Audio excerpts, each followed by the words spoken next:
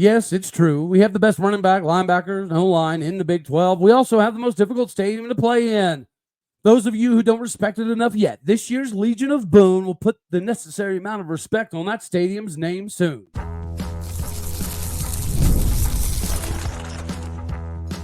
You are Locked On Oklahoma State, your daily podcast on the Oklahoma State Cowboys, part of the Locked On Podcast Network, your team every day. Howdy, y'all, and hello, all. Welcome back to Locked On Oklahoma State, your daily stop for all things Cowboy and Cowgirl related. My name is Cody Stovall. I want to thank you kindly for stopping by to make this your first listen. We're available on all of your podcasting platforms, visually as well on YouTube. Find me personally on X at AllDayOState. Today, we're partially brought to you by Game Time. Download the Game Time app today, create an account, and use a code LOCKEDONCollege for $20 off your first purchase. Terms apply. Get in on the Game Time ticket action today. Meanwhile, we get to talk about the house that Boone built that just sold out for another consecutive season. As an Oklahoma State fan, obviously, this is a welcoming news, but this also shows a little bit of the misconceptions.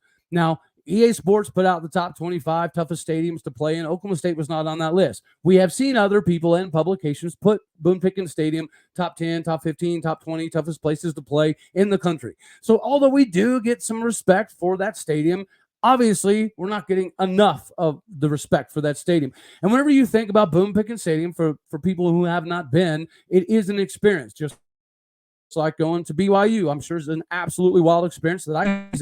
But what makes Oklahoma State a little bit different is the intimacy. The intimacy, a.k.a. we are literally on top of you. I know we've talked about this before, but that's really the thing that embodies why playing at Oklahoma State is so difficult. When you're the opposing team, we hear everything you're saying. We hear your coaches, we hear you complaining, and we just feed off of it, right? People in the first few rows and over by the student section, they just feed off of the stuff. They can see you getting irritated. They can see you getting an argument with a coordinator. And then when we see that, we just make it worse, and we jab into you. When you make a mistake, we make sure to give you a hard time for it, and you can't go anywhere. You cannot escape the sidelines in Boone Pickens Stadium. There's literally nowhere to go. We are literally breathing right on top of you and having conversations that do get in your head. And that's the thing. Most sports, it's 90% mental, 10% physical. That's pretty standard. But that little bit of mental part, it does have an effect, right? You can try to block it out. You can try to focus on your job. But when people behind you are constantly berating you and they're giving you a hard time about what you've been doing, as a wide receiver, maybe it makes you press a little bit more. Maybe you're thinking about the route concept and how you could have pushed this DB maybe 2 yards further to open up a underneath route or something to that effect. So you start changing what you do.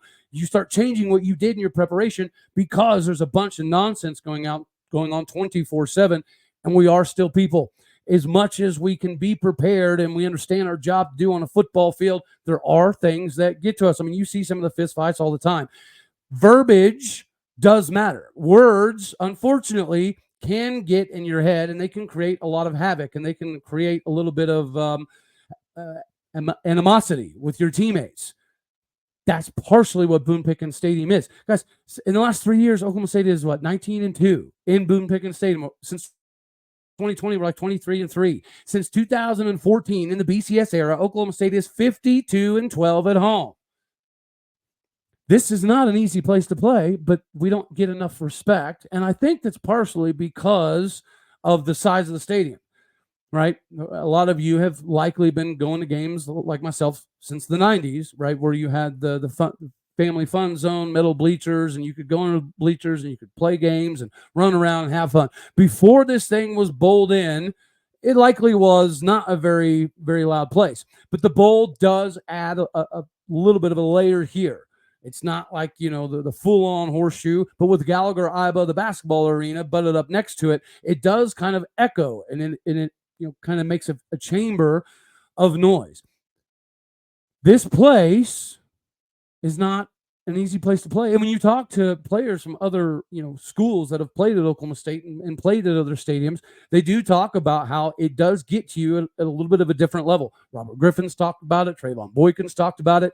When things are going really bad, that sideline, it gets chaotic because of how close the fans are and how we're interacting with your coaches. While your coaches are trying to tell you to do something, we're screaming at the coach, we're screaming at you, we're just causing chaos and confusion. And it does create barriers for people. It does cause players to do a little bit more. It does cause coaches to get more frustrated than they typically would at, say, their own home stadium. This stuff definitely matters, and you do feed off of it. I think the loudest I've ever witnessed that stadium was this last season for Bedlam. I know 2021 Bedlam was very, very comparable. 2017 Texas, I think, is what set our highest decibel reading of all time. So whenever you look at what Oklahoma State provides as a fan base, if we can get it to where people don't leave at halftime, Mike Gundy has addressed this. This might be one of the other reasons that we're not always viewed as one of the toughest places to play, because we do have this issue, as do most, but we have an issue when we're playing a nobody. Everyone will leave at halftime. Not everyone, but, you know, the student section, all that fun jazz. As Mike Gundy's even mentioned, one of the ways to maybe curb that is lower the prices of beer. It's cool to have beer in the stadium. It's a fun experience. It's a good time to go ahead and buy you some Iron Monk. But at the same time, it would be a little bit better if you made the in-stadium beer cost maybe a little bit more advantageous. It would cause people to stay. That's a frustration that I think a lot of fan bases have. I don't know that is something that Oklahoma State separates himself from everybody else. I would imagine it's pretty common to have half of your student class leave after halftime to go hit the bars, hit the clubs, and do all that fun stuff. Whenever you're engaged and whenever it's a big game and nobody leaves, yes, that is a very, very, very, very difficult place to play. And recently, we've had the ability to sell out the stadium no matter who we're playing. As an Oklahoma State fan, this is somewhat new, right? This is a new experience. When you're selling out against Arkansas Pine Bluff, that's a statement. Whenever you can sell out consistently, that means something. And we've lowered the seats number, right? We've made the seats more comfortable. So we went from seating like 61,000 to now 56, 57-ish thousand, which I'm not a big fan of, but I also understand that we have the ability to add an upper deck. We're going to have to do a lot of winning, win a handful of Big 12 titles, and make a run in the CFP before adding an upper deck even makes any kind of sense. But this is where we need to help grow the fan base. This season is going to be part of help growing the fan base. In order for us to do more of the stadium, we have to have, more of a fan base. It is growing, and part of that is because of the success of Mike Gundy and Oklahoma State football. This season is huge, and we're being underlooked by a lot of people. You're continually hearing about Utah and Kansas State, and you're hearing some people talk about Iowa State. You hear some people talk about Arizona. UCF is going to be a darling dark horse for everybody to pick. This conference is not easy, but playing in Boone Pickens Stadium is even more difficult. 52-12. That's ridiculous. 19-2 the last couple years. We welcome people to come into Boone Pickens Stadium that have not been there before. It's not like every other place. It doesn't have 107,000 people, but the intimacy and the way the bowl is designed and it's butted up to the basketball arena, it does make it very difficult for you to understand what's happening. And then you got to throw in the paddle people. The paddle people have been cause of concern for a lot of coaches. Was it Texas or OU? I can't remember. A few years back, there was teams in the Big 12 trying to get the paddle people banned, like entirely, because it does have an effect. It's like you hear like Navy SEAL training and things of that nature. It's part of their, breaking everything down is they'll have them listen to noises of gunfights and babies crying and all this crazy stuff because it makes you go nuts. That's part of the allure of Boone Pickens Stadium that you maybe not notice unless you've been there. The people that have been there talk about how difficult it is to play. If you haven't been there and you look at 56,000 seats, you probably don't think a whole heck of a lot of the stadium. So from a national perception angle, I kind of get it. But the people who know understand that playing in Boone is different than most everywhere else you play, simply because you have no room to breathe, sneeze, pee, or do anything without thousands of people on your back constantly. It does add a layer. It does make a difference. And yes, we do have the top O-line in the Big 12. So let's talk about Dalton Cooper potentially being an NFL level guy. Who could possibly join him in that mix of being some of those guys when it comes down to starts?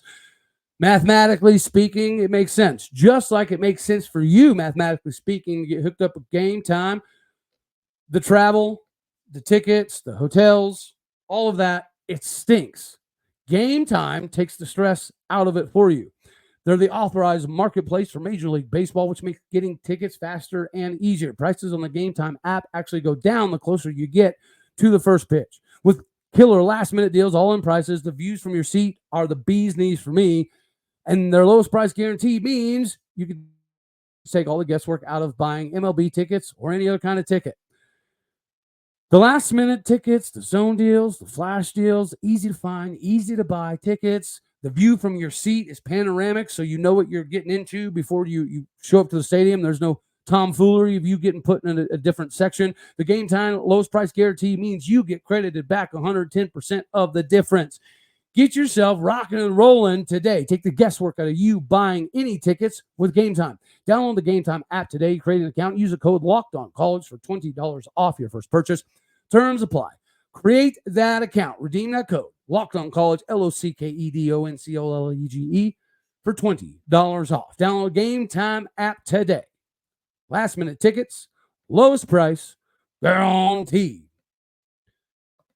Oklahoma State is guaranteed to have the best offensive line in the Big 12. This isn't just hyperbole. This is coming from Bleacher Report. So let's read this little excerpt that they put up in regards to the offensive line. Now, we know some of the guys are coming back. We know how many potential guys we lose after the season, which, in my opinion, does kind of highlight why this is such a big year. But so Bleacher Report names Oklahoma State as the number one offensive line in the Big 12. Their quote, left tackle Dalton Cooper is entering his 5th year as a college starter, and right tackle Jake Springfield has opened at least 9 games in the last 4 seasons.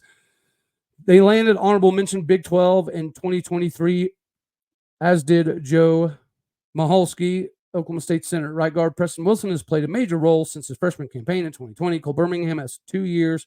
Throw in Jason Queso Brooks, Tyler Materko, and Arizona State transfer Isaiah Glass. Oklahoma State reserve group has 3 others who started 3+ games in 2023. Ollie Gordon ran for 1,732 yards. Yeah, you get the picture. Bleacher Report puts Oklahoma State as the top O-line. I wanted to read that before we did a little bit of a breakdown because it does make sense. Everybody's going to talk about Dalton Cooper, as they should. The dude is coming back with not only 49 starts, but he was also the guy who had 1,368 snaps without giving up a sack before he came to Oklahoma State. And now you're seeing, what he can do here. Obviously, it's important. Obviously, it's going to be massively beneficial. And then right next to him, when it comes to the number of starts and how many times you've been on the field, it's going to be Jake Springfield, the right tackle spot. Although I don't know that Jake Springfield has the right tackle spot 100% sewed up. I believe he does, but he does have a decent amount of competition. And then you got Preston Wilson, 34 starts. Cole Birmingham, 26 starts. Jason Queso Brooks has double-digit starts. Taylor Materko has been the Swiss Army knife guy that we can plug in at literally almost any spot and him be productive enough for us to continue to have some success in the backfield.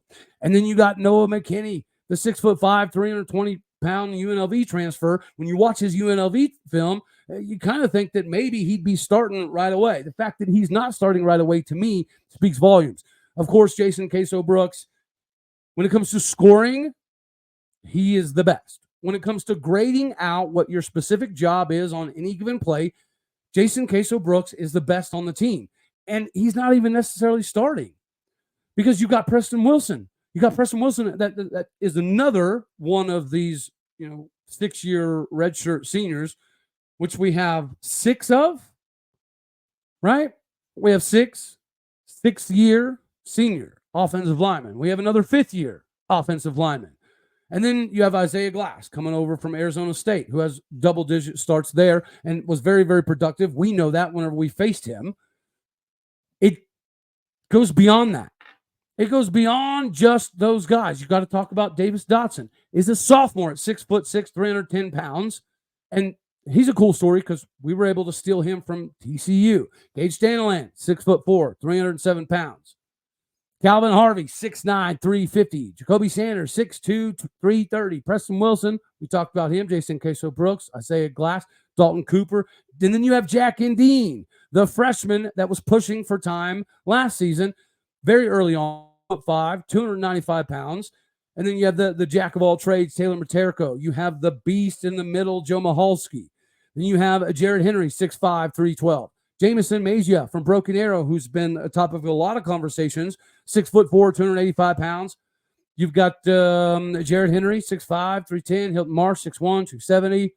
And then Austin Kolecki. Austin Kolecki started as a true freshman and got a decent amount of playing time, at least. And his downfall was his size. Well, now he's up to 6'4", 295. So the skinny Austin Kolecki that we saw play 2 years ago is significantly different. So it's not just about the offensive line. We know who the who's are going to be. We know the guys that are going to be helping lead Ollie Gordon to a potential Heisman campaign level season. But it's the guys behind, to me, that make the most amount of excitement. Because right now, you know that if Dalton Cooper goes down, you have Isaiah Glass. You know that if Preston Wilson goes down, you have Jason Queso-Brooks or Taylor Materko. And then you have Jack Dean pushing. We have Austin Kolecki that we know can plug in up front. Guys, last season, as a true freshman, Jacoby Sanders was one of the guys that they had to match up with Justin Kirkland just because of the physical strength that was necessary to do some of the things they're trying to do. So maybe he's not up to speed as much as anybody else. Joe Mahalski. But we know what we have in the backups. You tell me the last time we named all of the backups and knew we were in good shape. Maybe 2011? And we had some big-time O-linemen sprinkled in throughout the years, but as a cohesive unit, this is rare. This is probably the most returning experience in college football history. This group has over 313 starts and over 384 snaps collectively. When you compare this offensive line to any others, the only comparable one is Florida State from last season. And I think they returned 314 snaps or something like that. We returned 315. They returned 370 overall. We returned 280. This team is already ridiculous. But the depth on the offensive line is what sets this thing to a completely different level.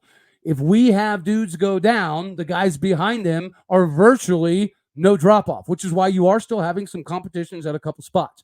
We love seniority. Having six-year seniors, that means that we're going to be able to do a little bit more. And this is the pivotal point for me.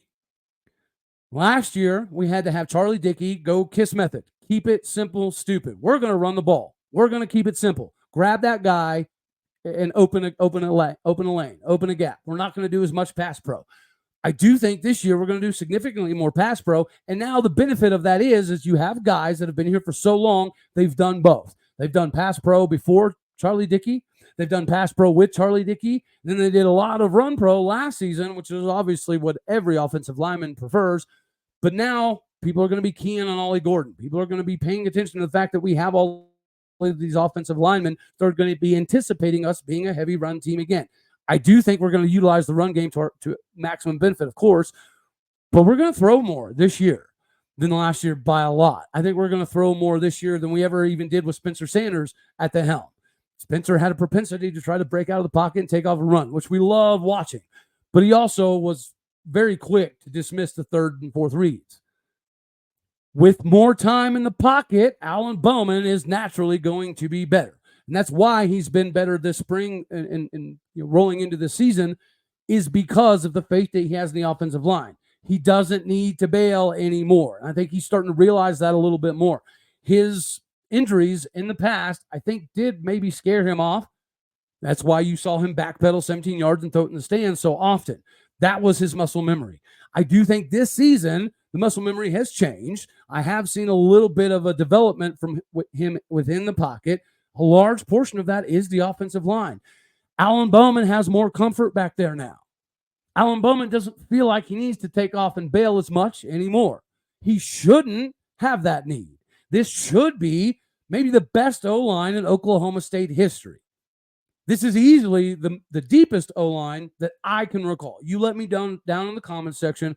Give me a War Pig style of year where we had a starting line and a backup line of all quality depth. We could go 9 deep right here, right now, probably 10 deep, realistically speaking, by the beginning of the season. AKA, if 5 dudes go down, we have 5 dudes ready to rock and roll, and you're not going to see a massive dip in production. Another benefit to this offensive line, since we likely are going to run the ball a little bit less, their talent level and getting to the second level is going to help Ollie Gordon. So Ollie Gordon could potentially have close to the same yards with not even near the same amount of carries because of this offensive line and their understanding and ability to get to the second level and pass stuff off and have verbal communication and go through the leader and Joe Mahalski. But if it's not Joe Mahalski, it can be Preston Wilson. If it's not Preston Wilson, then it can be Jason Queso Brooks or Austin Kwiecki or Dalton Cooper. It doesn't matter. Everybody on this line is more squared away than we've likely ever been at this position. Again, let me know down in the comment section, is there a year that you can recall that Oklahoma State went 9, 10 deep on the offensive line? There might be some years where we go 7 deep, but those aren't very many either. This is a rare time to be an Oklahoma State fan. It's a rare time to witness this team. This is a senior-laden team, especially offensively, that shouldn't have any difficulties in crunch time. They shouldn't have any difficulties in battling back to win games, nor should they have difficulties on putting their foot on somebody's throat and putting them away. I don't think we're going to have a massive amount of opportunities this year to just absolutely curb stomp people because of the parity. But that's the point.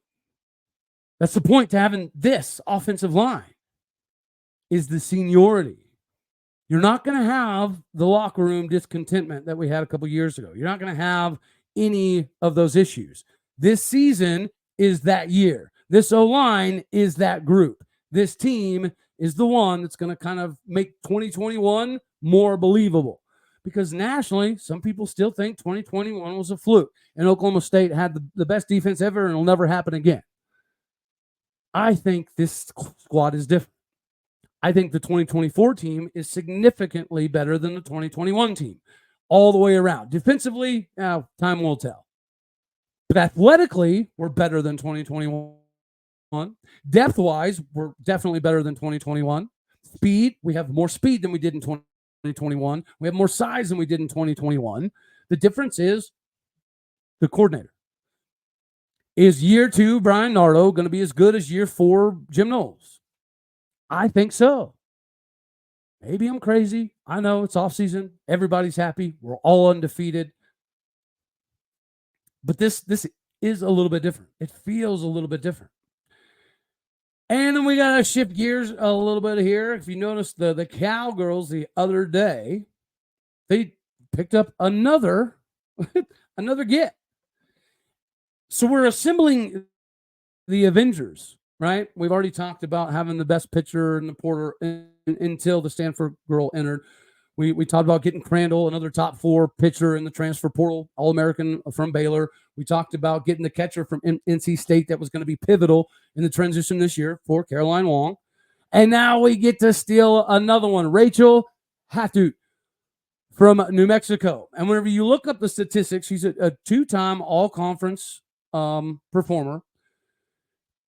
This last season, she batted 382. She appeared in 54 games. She had a slugging percentage of 457, on base percentage of 423. The previous year, she went 396 with a 452 slugging percentage, and that was after a medical redshirt. So she's an all Mountain West first teamer. She's the second New Mexico Lobo to be able to accomplish that feat. So this is a big loss. And if you look at some of her highlights, they're at third base. And I don't know that Megan Bloodworth was ever, a tried and true shortstop, just like I don't know that Talon Edwards was ever going to be a tried and true third baseman. Talon Edwards maybe needs more room to work. Put Talon Edwards at short. Let her do her daggone thing. And now we have that third baseman that can make the same level of plays, if not more, that brings a consistent bat, that has some leadership qualities, that has played some quality softball against legitimate opponents, and she's been statistically chasing some things at that school that separate her from a lot of the other girls that have gone there, which is exactly why she's not only in the Porter, but coming to somewhere like Oklahoma State. She's good enough to come start. We're going to need a little bit of help. In my opinion, at the third base spot, if we're going to move Talon Edwards, we're obviously going to keep Rosie Davis where she is. First base, we have a plethora of girls that are going to have the capability to kind of line that spot out. We got our catcher now. I got a couple pitchers now. Looks like we got our third baseman now. The outfield's going to be a lot of the nucleus from this previous season.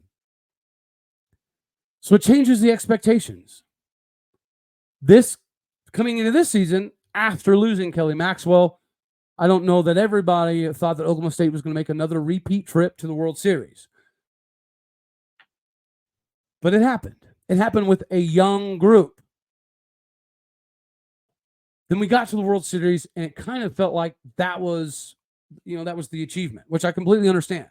Like, my whole drive was go play college football. Make it to college football. Go get yourself some free college, play some college football.